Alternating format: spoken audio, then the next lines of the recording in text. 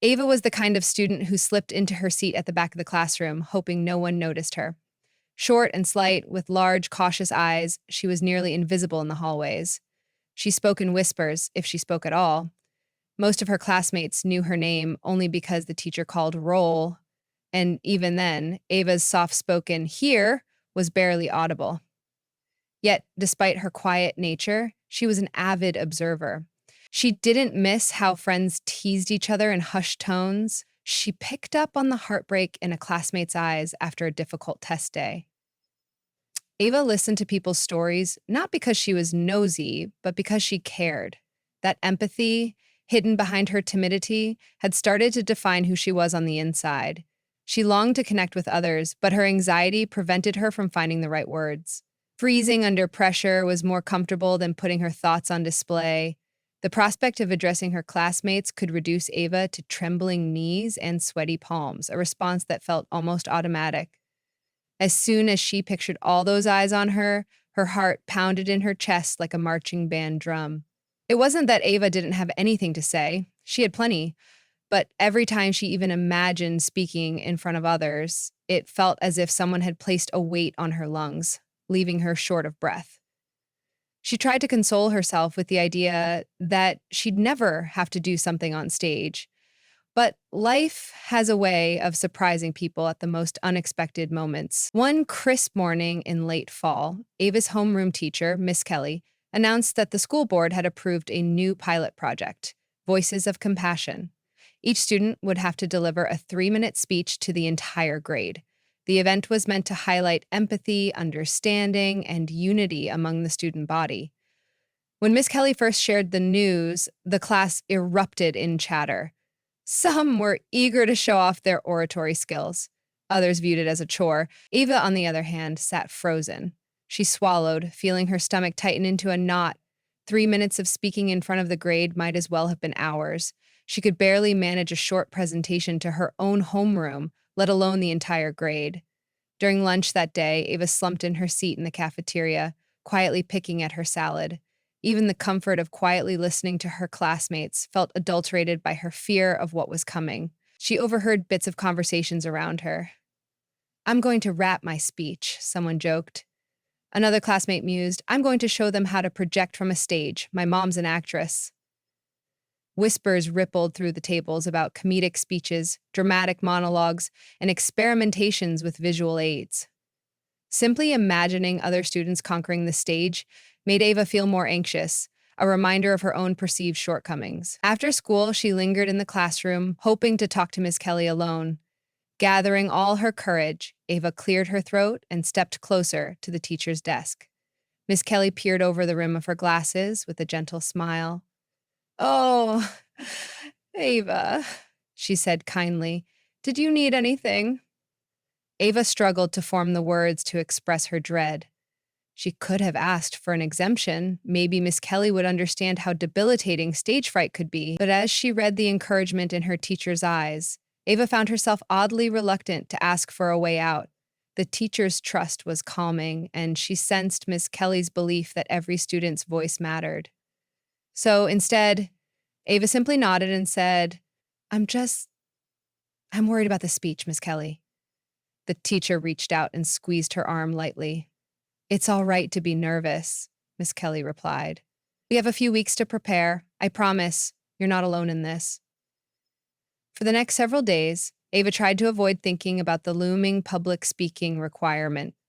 She buried herself in her homework, did her chores diligently at home, timed her every move to avoid being called on in class, yet thoughts of the speech crept up on her, uninvited, usually just after midnight when she lay in bed, eyes open, staring at the swirling patterns on her ceiling.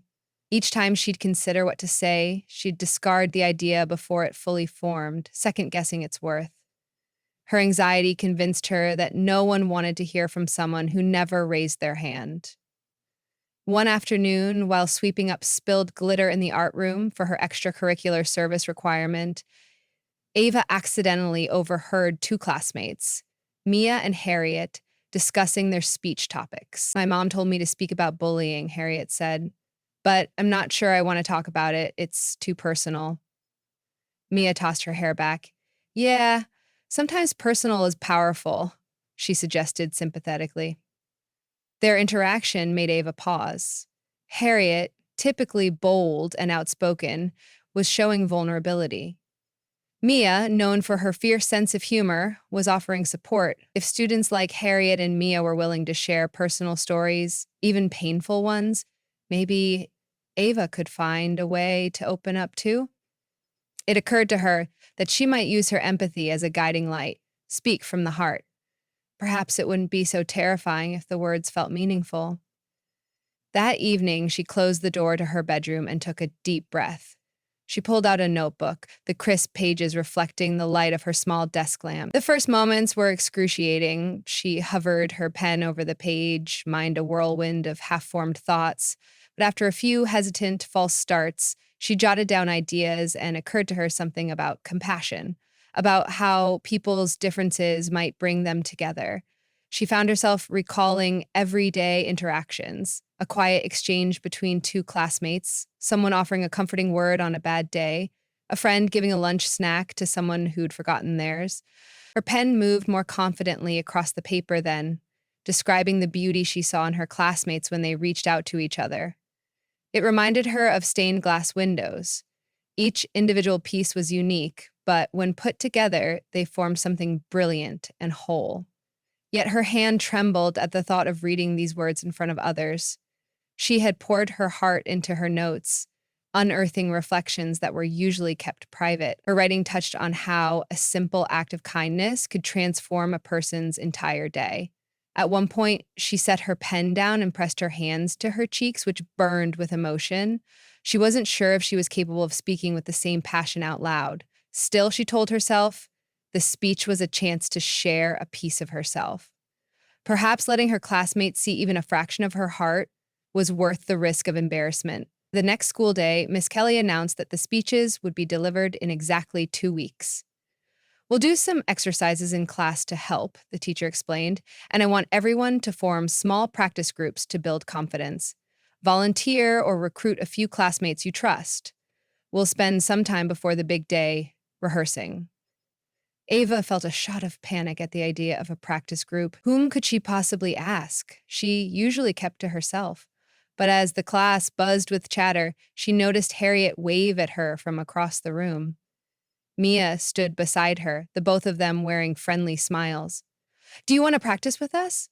Harriet called. We're looking for a third person. Ava's heart thumped, and she hesitated for a moment before finally nodding. Sure, she said, voice barely audible above the noise. When they met in the library after school, Ava came armed with her handwritten notes. Harriet's speech was on her struggles with handling pressure from her parents to maintain perfect grades. It was candid and honest, and though Harriet's voice wavered initially, she carried her speech through to the end. Mia's speech centered on her experience moving towns and changing schools so frequently that she felt like she never truly belonged. Her story revealed a vulnerability that Ava had never glimpsed behind Mia's confident grin. It was reassuring to see popular classmates like these acknowledging their own insecurities. People often wore their bravery like masks. Seeing them lower those masks made Ava kindle a small spark of courage. When it was Ava's turn, she sat stiffly in her chair, nerves dancing under her skin. Clutching her paper in trembling hands, she gazed at Harriet and Mia. Their expressions were encouraging, their postures attentive and open. Slowly, Ava began to read. Her speech started with a personal anecdote about a time she was having a rough day. Her father had lost his job, and tension at home made her feel on edge. That was when a classmate had looked her way in the cafeteria and smiled, silently offering her a seat at the table. That small moment of empathy from a virtual stranger imbued Ava with more comfort than she could have imagined. From there, her speech flowed into a reflection on compassion, how it doesn't always mean grand gestures. Sometimes a simple gesture was enough to make someone feel noticed and valued. She spoke of how unity didn't necessarily stem from everyone being exactly alike, but from the selfless ability to care for one another, one empathetic act at a time. By the time Ava finished, her fingers felt numb from gripping the pages so tightly. She noticed tears glistening in Harriet's eyes. Mia smiled and gently clapped her hands. Ava, that was beautiful, Harriet whispered. You have a real gift. For a moment, Ava felt warmth bloom in her chest, as if the sun had just come out from behind a cloud. No one had ever told her that something she shared was beautiful. Knowing her words could touch someone else planted a seed of hope. Maybe she really could do this. Still, the closer the event came, the more Ava's nerves threatened to unravel her. Even though Harriet and Mia offered to practice with her daily, fear clung to Ava like a persistent shadow.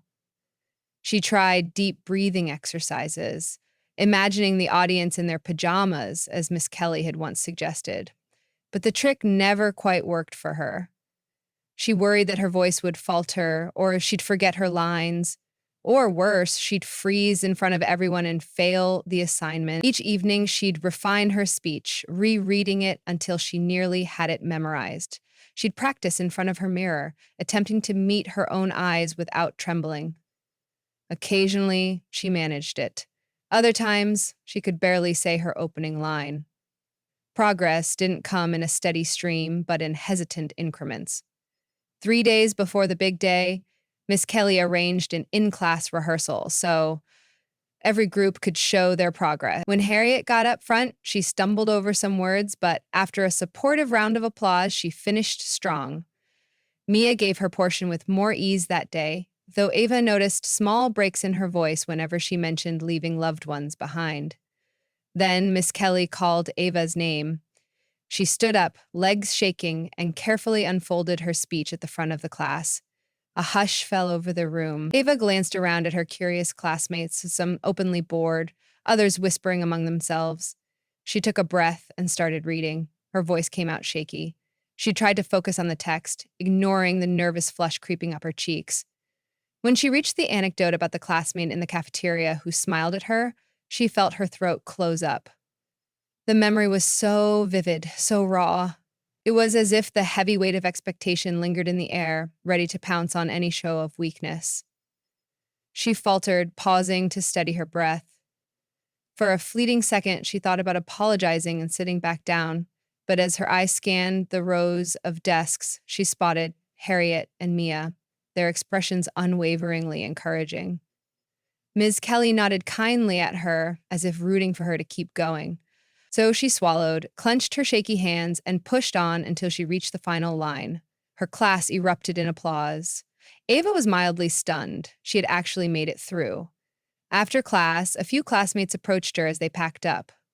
One boy, Jamal, said, "I liked what you said about taking small steps to help each other. Made me think about my younger brother." Another student, Maria, added, "I didn't know you were such a good writer." Ava could only manage a small, grateful smile in return. Generally, conversation in her direction dried up quickly, but now it seemed others wanted to connect with her. Though she was still breathing hard from her anxiety, a surge of pride enveloped her. She had delivered her speech in front of people, and she was still standing. Maybe the final presentation wouldn't be so dreadful if her words genuinely resonated with others. The day of the school-wide event dawned bright and warmer than usual for late autumn. Yet the warmth outside did little to soothe Ava's nerves. She woke early and went over her lines one more time, trying not to imagine hundreds of eyes on her. The auditorium felt enormous when she arrived. The stage lights were in the process of being tested by the school's audio-visual club. Chairs for the students were arranged in neat rows, the first few already taken by the more punctual kids. Miss Kelly tried to exude calm as she greeted everyone, but Ava could see even she was somewhat anxious about how the morning would unfold. Students were seated by homeroom, each waiting in silence or engaged in hushed chatter. Some of the advanced drama club members looked excited, presumably ready to dazzle everyone with their brilliance at the podium. Others fiddled nervously with note cards and fidgeted in their seats. Eva took her place in the third row. Harriet squeezed her hand from the seat beside her, whispering, "We got this." Mia gave a small thumbs up from the other side. The principal opened with a short welcome speech. She explained that Voices of Compassion was meant to shine a light on empathy, unity, and diversity within their school community. She thanked all the teachers and students for their hard work, and then the speeches began. One by one, students from each homeroom stepped onto the stage. Some used props, some relied on comedic timing, others recited poetry. A few even cried openly at the podium, sharing stories of heartbreak and hope. The longer Ava waited, the more her nerves built up like static electricity, buzzing under her skin. She found it tough to concentrate on the other speeches, hearing only fragments of words, while her mind replayed the lines she'd committed to memory. Her turn seemed both impossibly far away and menacingly close. When her name was called, Ava's heart pounded so loudly she could barely hear the mild applause that followed. She approached the stage step by step, like ascending a towering mountain. She reached the wooden podium, swallowed, and looked out. The overhead lights kept her from seeing the faces clearly, which was both a blessing and a curse. She could make out only vague silhouettes. Her hands, already trembling, gripped the edges of the podium. She opened her mouth, but no words came. A cold ripple of panic slid down her spine. Her vision blurred slightly. For a split second, she thought she might faint. Everything felt as though it were spinning. Then she focused on a single detail that anchored her: Harriet's bright purple headband in the front row, and Mia's distinct lit up phone case set aside beside her. Just the sight of these small touches of familiarity helped Ava find her breath again. Quietly, she began her speech. The opening lines came out soft, but clear enough. She'd described how she'd always remained at the periphery in the cafeteria, on the soccer field, in nearly every group project. It took courage to speak that truth. She'd felt invisible. Um, Sometimes, she said, her voice trembling slightly, the scariest thing is not being alone, but believing you have nothing of value to share. She pressed on, describing that moment in the cafeteria when a simple smile and a small gesture of, "Come sit here," changed her perspective. She recalled how a sense of acceptance had washed over her, if only for a moment. Then Ava spoke about how gestures of compassion, no matter how small, could act like stepping stones across a wide river of fear, allowing people to meet in the middle instead of staying on opposite shores. She said that even though she feared public speaking more than almost anything, she felt compelled to do this because she believed that caring for each other was worth the trembling hands and shaky voice. She wanted her classmates to know that every one of them had the power to make someone feel seen and heard. Her voice wavered near the end, but when she spoke the final words of her speech, "We are better together when we learn to care," there was an unmistakable note of conviction in her tone. For a heartbeat, the entire auditorium was suspended in silence, as though no one even breathed. Ava worried momentarily that perhaps she had bored them, or that her voice had been too soft to care. But then the applause started, faint at first and then growing in volume. She blinked, stunned by the faces now coming into focus as the lights shifted. Harriet and Mia were standing, clapping vigorously. Miss Kelly wore a proud grin. Jamal, from her homeroom, was wiping at the corner of his eye, nodding at her with approval. Even some of the typically stoic students rose, clapping, while wearing thoughtful expressions. When Ava stepped off the stage, she felt like she was floating. Though her heart still pounded and her hands shook, she sensed an invisible weight had been lifted from her shoulders. She found her seat and was almost immediately enveloped by Harriet and Mia's hugs. From her brief vantage point, she saw a few classmates smiling or giving her thumbs up from across the aisle. She noticed Miss Kelly discreetly slide a tissue under her glasses to dab at her eyes. Relief washed over Ava. Her fear remained. She suspected she would never be entirely free from the jitters, but the reward for bravery was unimaginable. She had discovered she mattered. Her quiet voice mattered. After the event, students gathered in the hallway, exchanging impressions and celebrating each other. Ava was surprised by how many people approached her. "Your speech made me rethink how I look at strangers," said one upperclassman she barely knew. Another admitted, "I've always been afraid no one sees me either. I'm glad I'm not the only one." Each new conversation bolstered Ava's confidence a little bit more. She realized something important. She was building new connections through the empathy she'd expressed. Her story had served as a bridge, drawing people closer instead of building walls. In the following weeks, the school hallways didn't transform overnight, but Ava began to notice subtle changes. At lunch, different friend groups mingled more freely and people saved seats for each other, forming a more inclusive environment. In class, some of the quieter voices spoke up just a little louder, buoyed by the knowledge they weren't alone in their apprehensions. Harriet's parents relaxed their high pressure tactics after hearing how badly she was hurting.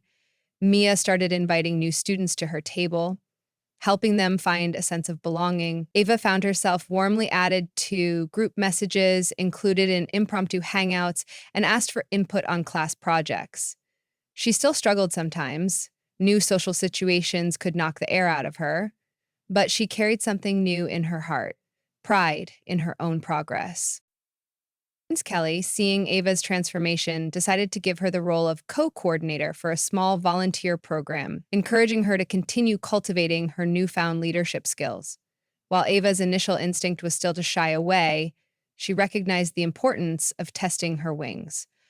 Her role meant she'd help organize monthly visits to a local retirement home where students would read, perform, or simply chat with the residents. Weeks before the day of their first visit, a handful of her classmates expressed nervousness. Ava found herself offering them the same reassurance Harriet and Mia once gave her. "It's okay to feel uneasy," she said. "We'll do it together." Just saying these words felt like a mirror reflecting how much she had grown.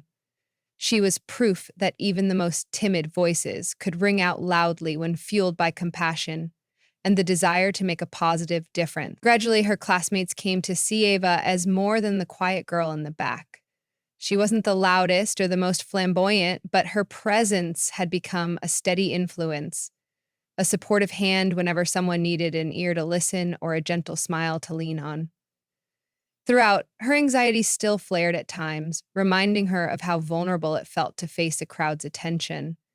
Yet the magnitude of that fear was put into perspective by the powerful impact her words had made. She had discovered that the strength of her empathy could shine through the fog of her self-doubt. And so Ava's story carried on, weaving itself into the larger tapestry of her classmates' lives. Some might have forgotten her exact wording over time, but the sentiment behind her speech echoed in conversations, small, kind gestures, and the sense of acceptance growing throughout the school. She continued to observe from her quiet vantage point, noticing the shifts: a girl offering half her sandwich to a new student, a table of seniors welcoming a timid freshman, people stepping up when someone seemed lonely. Ava smiled whenever she caught sight of these small threads of compassion, each microcosm of unity forging a more supportive and caring community. She realized that courage wasn't about never fearing. It was about facing the trembling, shaky moments and speaking out anyway, all for something you believed in enough to share. Perhaps the person who felt the greatest shift was Ava herself. As she looked ahead, she saw endless possibilities for continuing to bridge gaps and foster understanding. She had conquered a small portion of her stage fright, not by sheer will alone, but by devotion to a message that stirred her deeply. Compassion remained Ava's compass, guiding her words and giving her the bravery that once fell out of reach. And if ever the weight of fear returned, and it often did, she could recall the storm of applause, the shining faces, the countless small connections sparked by a single speech. She would remember that quiet doesn't mean inconsequential, and that the human heart, when filled with empathy, can thrust even the most timid among us into moments of remarkable courage.